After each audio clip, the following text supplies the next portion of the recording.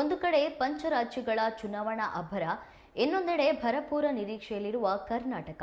ಹೀಗಿರುವಾಗ ಸಚಿವೆ ನಿರ್ಮಲಾ ಸೀತಾರಾಮನ್ ಮಂಡಿಸಲಿರುವ ಬಜೆಟ್ ಮೇಲೆ ಎಲ್ಲರ ಕಣ್ಣು ನೆಟ್ಟಿದೆ.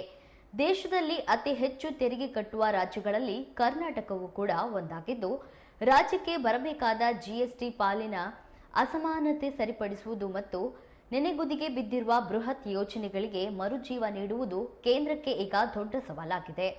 ಕೃಷ್ಣಾ ಮೇಲ್ದಂಡೆ, ಎತ್ತಿನಹೊಳೆ, ಮಹದಾಯಿ ಯೋಜನೆಗೆ ರಾಷ್ಟ್ರೀಯ ಯೋಜನೆ ಮಾನ್ಯತೆ ನೀಡುವ ನಿರೀಕ್ಷೆ ಇದೆ.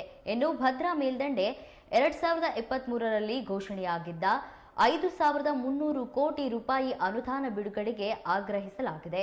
ನಮ್ಮ ಮೆಟ್ರೋ 3ನೇ ಹಂತದ ವಿಸ್ತರಣೆಗೆ ಕೇಂದ್ರದ ಆರ್ಥಿಕ ನೆರವು, ಸಬ್ ಅರ್ಬನ್ ರೈಲಿಗೆ ಹೆಚ್ಚಿನ ಅನುದಾನ ನೀಡುವ ನಿರೀಕ್ಷೆ ಇದೆ.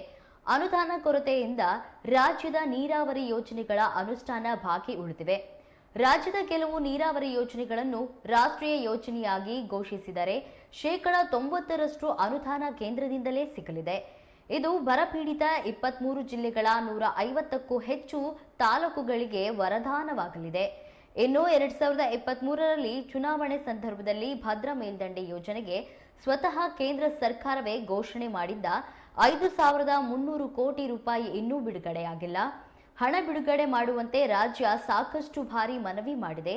ಘೋಷಣೆ ಮಾಡಿದ್ದ ಅನುದಾನ ಬಿಡುಗಡೆ ಮಾಡುವಂತೆ ಆಗ್ರಹಿಸಿದೆ. ಈ ಬಜೆಟ್ನಲ್ಲಿ ಉತ್ತರ ಸಿಗಬಹುದಾ ಎಂಬ ನಿರೀಕ್ಷೆ ರಾಜ್ಯದ ಜನರಿಗೆ ಇನ್ನು ಮಹದಾಯಿ, ಮೇಕೆದಾಟು ಯೋಜನೆಗಳಿಗೆ ಅನುಷ್ಠಾನಕ್ಕೆ ಕೇಂದ್ರ ಸರ್ಕಾರ ಅಧಿಕೃತ ಮುದ್ರೆ ಒತ್ತಬೇಕಿದೆ.